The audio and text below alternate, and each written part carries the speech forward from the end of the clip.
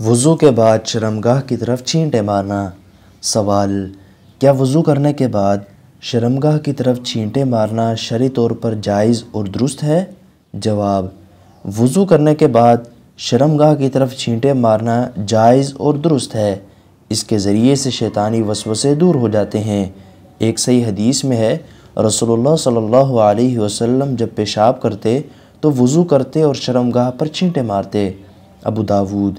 عبداللہ بن عباس رضی اللہ تعالیٰ عنہما سے ایک آدمی نے شکایت کی کہ میں جب نماز میں ہوتا ہوں تو مجھے خیال آتا ہے کہ میری شرمگاہ پر تری ہے، تو ابن عباس رضی اللہ عنہما نے فرمایا، اللہ شیطان کو غارت کرے، وہ نماز میں انسان کی شرمگاہ کو چھوتا ہے تاکہ اسے خیال دلائے کہ وہ بے وضو ہو گیا ہے۔ جب تم وضو کرو تو اپنی شرمگاہ پر پانی کے چھینٹے مار لو، پھر اگر تم ایسا خیال پاؤ تو یہ سمجھ لینا کہ یہ پانی ہے۔ اس آدمی نے ایسے ہی کیا تو یہ وسوسہ ختم ہو گیا۔ Abdul Razzaq.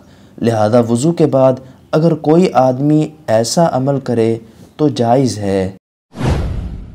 Subscribe for more content.